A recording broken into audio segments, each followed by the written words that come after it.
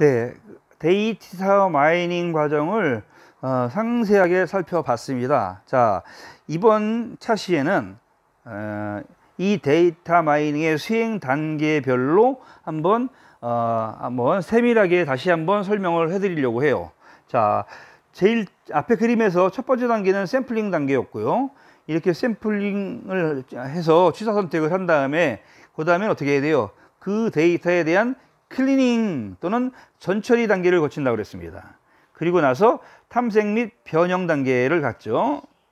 그래서 이제 어떤 처리하기에 좋은 형태의 데이터로 변환하는 거예요. 아날로그 데이터를 디지털 데이터로 변환하는 거예요. 예를 들면. 자, 그 다음에 이렇게 변환된 데이터를 가지고 모델링 하고요. 그 다음에 이것을 리포팅 또는 시각화한다고 그랬습니다. 그리고 마지막에는 이제 이거를 구현하는, 적용하는 임플리멘테이션 단계로 이렇게 전부 6단계로 나누어서 우리가 데이터 마이닝이 이루어집니다. 차곡차곡 한 단계 한 단계 설명을 해드리겠습니다. 자, 먼저 샘플링 단계예요. 자, 샘플링 또는 셀렉팅 하는데요. 방대한 양의 데이터. 우리 시중에 현실 세계에는 어마어마한 데이터들이 있으니까요. 그 모집단에서 모집단을 닮은 아주 적은 양의 데이터를 추출하는 단계가 바로 이 샘플링이에요. 그래서 적절한 샘플링 방법을 사용하는 것이 굉장히 중요하겠죠. 예를 들면 이런 거예요. 특정한 방식의 어떤 전기 자동차를 좋아하는 선호도 조사를 한다고 쳐요. 그랬을 때 제주 지역에 거주하는 사람에 대한 어떤 의식을 조사를 하는 거. 그러면 어떻게 표본을 고르는 게 낫겠어요? 제주도에 거주하는 성인 남녀를 대상으로 이렇게 해서 표본을 구하는 게 낫겠죠. 전체 도민을 하는 것보다는 운전을 할 수 있는 사람들을 대상으로 전기자동차에 대한 선호도를 구하는 게 나을 거 아니에요. 그죠? 이렇게 모집단을 전체 제주도민이라고 하는 인구보다는 특정한 모집단으로 줄이는 게 이제 셀렉팅과 샘플링입니다. 이 단계에서 샘플링 오류가 일어날 수 있기 때문에 주의할 필요가 있고요. 자, 그다음에 두 번째 단계가 데이터 클리닝 또는 프리프로세싱 단계라고 했습니다. 이 데이터 정제 및 전처리 단계에서는 데이터베이스를 구축을 했는데 이 데이터베이스에 어떤 일관성이 없고 또 데이터베이스가 불안정해요. 그리고 오류가 있을 경우에 이 데이터의 무결성과 질을 보장하기 위해서 수행되는 작업이 데이터 정제 작업입니다. 이와 함께 이 프리프로세싱이라는 걸 하면서 이상치, 결측치, 즉 빠진 값을 지나치게 빠진 값이라든지 모집단의 성격하고 동떨어진 그런 샘플들이 있을 수가 있잖아요. 그죠? 그런 것들을 우리가 사전에 정리해 나가는 과정이 이 데이터 정제 및 전처리 과정입니다. 자, 세 번째 단계는 이제 탐색 및 변형 단계인데요. 자, 먼저 보유하고 있는 수많은 변수들의 관계를 살펴보는 단계예요. 이게 탐색이에요. 그리고는 각 변수들의 분포, 설정한 주제와의 연관성, 또 변수 간의 선형, 비선형 관계 이런 것들이 일어나고 있는지 이런 관계들을 관찰하는 겁니다. 그래서 각종 그래프를 통해서 시각적으로 해요. 분포도를 본다든지, 그죠? 이격도를 본다든지 이런 거예요. 어떤 중심값 또는 평균값을 기준으로 뭐를 한다든지 이렇게 해서 이제 하는 거예요. 자, 그다음에 변형 또는 변환이라고도 하는 건데요. 변환. 기존의 변수를 이용해서 새로운 변수를 도출을 해냅니다. 자, 예를 들면 이런 거예요. 고객의 지난달 카드 사용 내역을 알고 있어요. 그럼 그것으로부터 이 고객이 1회 평균 얼마의 금액을 얻었는지를 알 수 있겠죠. 어떻게 하면 돼요? 예를 들면 한 달 사용액을 30일로 나눠주면 하루에 얼마를 썼다라는 그 기준액이 나올 거 아니에요. 그죠? 이렇게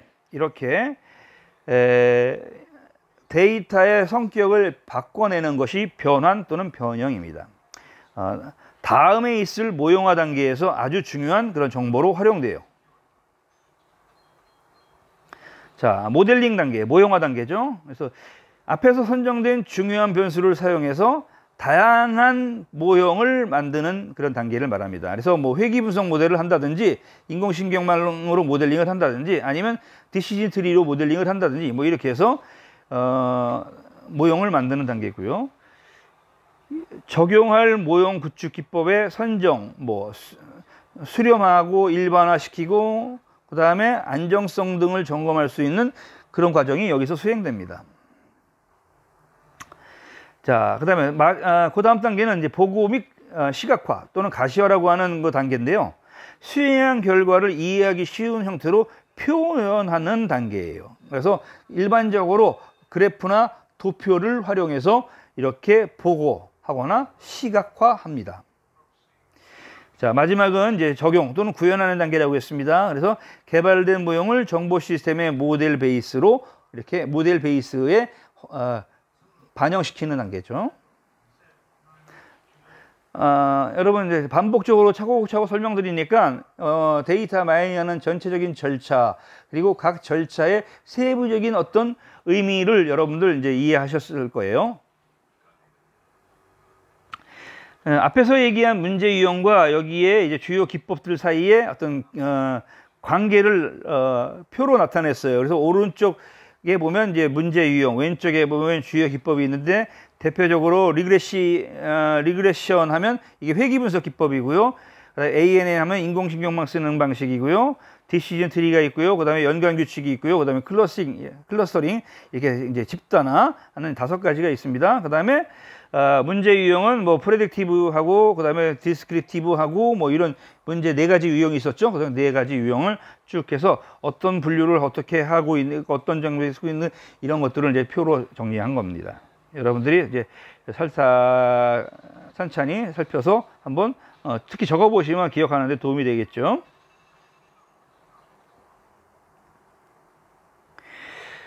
자, 그다음에 데이터베이스를 적용할 수 있는 분야, 데이터 마이닝을 적용하는 적용 분야죠.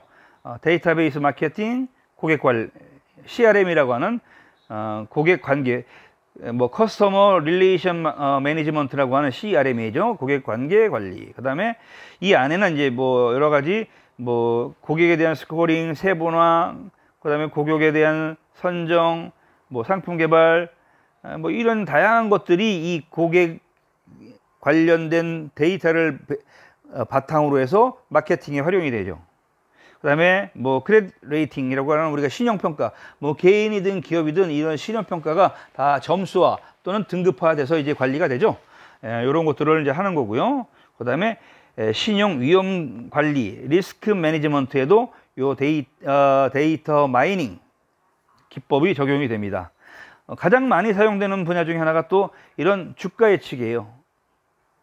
그리고 품질 관리나 공정 관리에도 이미 적용이 됐고, 그다음에 의료, 그다음에 보건 분야에서도 이 데이터 마이닝이라고 하는 요 방법들이 적용되고 있습니다. 자, 지금부터는 이제 텍스트 마이닝에 대해서 설명을 드릴 건데요. 텍스트 마이닝 하면 자유언어, 즉 우리가 일상적으로 생활하면서 사용하는 언어죠. 이 자유언어로 구성된 비정형 텍스트 데이터에서 특정한 패턴이나 또는 관계를 추출해서 가치와 의미 있는 정보를 찾아내는 그런 기법이 텍스트 마이닝입니다. 사람이 말하는 언어를 이해할 수 있는 NLP라고 하는 Natural Language Processing, 즉 자연 언어 처리 기법을 바탕으로 이 텍스트 마이닝이 이루어져요. 당연히 나라마다 뭐 한글의 어떤 방법 또 영어의 방법이 다르겠죠. 자, 대용량 텍스트 데이터에 대한 탐색적 데이터 분석이 이 텍스트 마이닝에 의해서 이루어질 수 있습니다. 자, 텍스트 마이닝이 도입되게 된 그 배경은 일단 분석 가능한 비정형 문자 데이터가 증가하고 있다. 뭐 여러 가지 웹이나 SNS와 같은 가용한 그 문자 데이터가 어마어마하게 증가하고 있어요. 그렇죠? 뭐 예를 들면 구글에서 이런 얘기를 했어요. 1분간 만들어지는 문자 데이터가 50분 동안 해야 되는 그런 양이다. 즉 1분 동안 만들어진 데가 그렇게 어마어마해요. 처리 용량이 뭐 기하급수적으로 늘고 있다는 얘기죠. 자, 그다음에 자연어 처리 기법 또는 텍스트 분석 기법이 발달하고 있습니다. 그래서 지식 추출에 용이한 방법론 및 툴들이 아주 좋은 툴들이 계속 지속적으로 개발돼서 나오고 있어요. 자, 그다음에 대용량 또 비정형 데이터 저장 및 처리 능력이 높아졌어요. 향상됐습니다. 그래서 비정형 데이터베이스나 또 분석 클라우드 컴퓨팅 같은 그런 기법들이 적용됨으로써 텍스트 마이닝이 이제 활성화되기 시작한 겁니다. 자, 텍스트 마이닝의 수행 과정을 보면 이것도 한 5가지, 6가지 단계로 이렇게 세분화시켜서 정리를 했습니다. 자, 먼저 어떻게 돼요? 텍스트를 우리가 수집해야 되겠죠? 데이터베이스에다가, 그죠? 데이터베이스에 모아놓은 다음에 이것에 대한 사전 전처리를 합니다. 텍스트 프리프로세싱을 하고요. 전처리해서 뭐 깨끗하게 만들어 놓는 거죠. 아니면 어떤 특징 같은 거를 추출하는 게 이제 전처리에서 하는 거죠. 뭐 말과 의미 있는 어떤 언어 구간만 뽑아낸다든지 이런 게 다 전처리에 해당돼요. 여기서 이제 특징을 이렇게 발생시킵니다. 피처 제너레이션 하는 거죠. 특징을 발생시켜서 이 특징을 가지면 어떤 말이 들어와도 의미를 발견해낼 수 있다 하는 것을 특징으로 삼아야 되겠고요. 그 다음에 어떻게 하냐면 그 특징에 대해서 이제 셀렉션을 하고요. 그리고 이 특징을 바탕으로 패턴을 만듭니다. 패턴을 만들고 그 다음에 마지막 단계에서 이제 시각화하는 거예요. 시각화하고 그 시각화한 것을 가지고 평가를 하는 거죠. 자, 그림에서 말씀드린 것처럼 6단계로 이루어집니다. 텍스트 문서를 수집을 하고 그 다음에 이것을 전처리하고 그 다음에 의미 있는 정보로 변환하고 그 다음에 그 정보에서 더 가치 있는 정보를 특징들을 추출하고 그 다음에 이 특징들을 가지고 특정한 성향, 패턴이나 어떤 경향을 만들고 분석하고 그 다음에 정보 표현 및 그 다음에 시각화를 한다 하는 거죠. 자, 먼저 텍스트 컬렉션 단계, 문서 수집 단계에서는 방대한 양의 텍스트 데이터를 수집을 합니다. 그래서 웹문서나 여러 가지 우리가 뭐 사용하는 오피스 문서나 메일이나 게시판, SNS 이런 텍스트 기반의 문서를 수집을 하고요. 그 다음에 문서 내에 표현되어 있는 단어나 어떤 구나 또는 음절 이런 것들, 절, 문장 이런 것들에서 해당하는 내용을 언어 분석 처리 과정을 통해서 의미 있는 데이터로 가공해냅니다. 뭐 여러 가지 뭐 형태수도 분리하고 품사도 부착해서 만드는 이런 분석 기법들이 이제 포함되는 거예요. 그리고 여기서 이제 어떤 것으로 비슷한 종류끼리 모으는 클러스팅 과정을 한다든지 아니면 토픽 분석을 한다든지 거기에 뭐 부정적인 또는 긍정적인 감성이 표현되어 있으면 그 감성 분석을 한다든지 해서 이 전처리를 합니다. 당연히 전처리는 반드시 선행되어야 하는 그런 과정이에요. 자, 전처리가 끝나면 이제 의미 있는 정보로 변환해야 되는데요. 뭐 불용어를 처리하고, 그러니까 쓰지 않는 말 같은 거, 아예 의미 없는 뭐 숨소리 이런 것들은 빼버려야 되겠죠, 그죠? 그다음에 어간 정보 이런 것들 처리합니다. 그다음에 이제 텍스트 데이터를 면밀히 둘러 모아서 정보할 수 있는 기반을 이제 잡아가고요. 그다음에 이제 이 안에서 정보를 추출해요. 그래서 복잡한 의미 정보의 표현을 이제 될 수 있으면 간단하게 일반화시키고요. 도메인에 적합한 정보를 문서의 의미 데이터로 즉 특징 정보, 피처 정보로 이제 저장을 합니다. 그리고 나중에 이제 모델링 하는데 굉장히 중요한 정보가 로 활용이 되죠. 자, 이렇게 되면 이제 피처 정보를 기반으로 해서 문서를 제대로 패턴으로 만들거나 분류하는 그런 과정을 통해 정보를 재생산해내는 거예요. 이때 뭐 다양한 분석 기법들이 적용이 되는데요. 뭐 텍스트 군집 분석이나 토픽 분석이나 뭐 이런 데이터 마이닝 이런 것들이 이제 적용이 되죠. 그리고 이제 마지막 과정에서 이제 새롭게 생성된 정보를 사용자에게 시각적인 그래프나 아니면 도형 같은 형태로 보여주는 거예요. 그렇게 함으로써 전체적인 평가 과정을 통해 뭐 텍스트 마이닝하는 모든 과정 중에서 발생됐던 문제들을 여기서 보완하거나 아니면 수정하는, 그렇게 해서 어떤 품질을 높이는 그런 단계가 바로 이 정보 표현 및 평가 단계가 되겠습니다. 텍스트 마이닝에 사용되는 분야는요, 뭐 출시하는 상품에 대한 어떤 웹상에서의 반응을 먼저 파악하는 거예요. 그 다음에 고객의 어떤 그 목소리, 고객 의견이죠. 이런 것들 분석을 통해서 우리가 마케팅이나 고객 관리에 활용을 합니다. 뭐 당연히 데이터 마이닝이 적용되는 그런 모든 분야에 텍스트 마이닝은 적용될 수가 있겠죠. 자, 이상으로 데이터 분석에 대한 강의를 마치려고 합니다.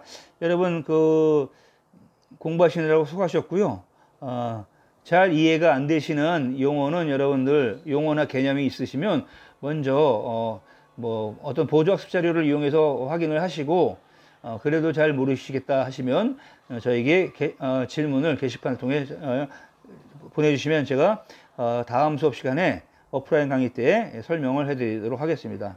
자, 여러분 감사합니다. 수고하셨어요.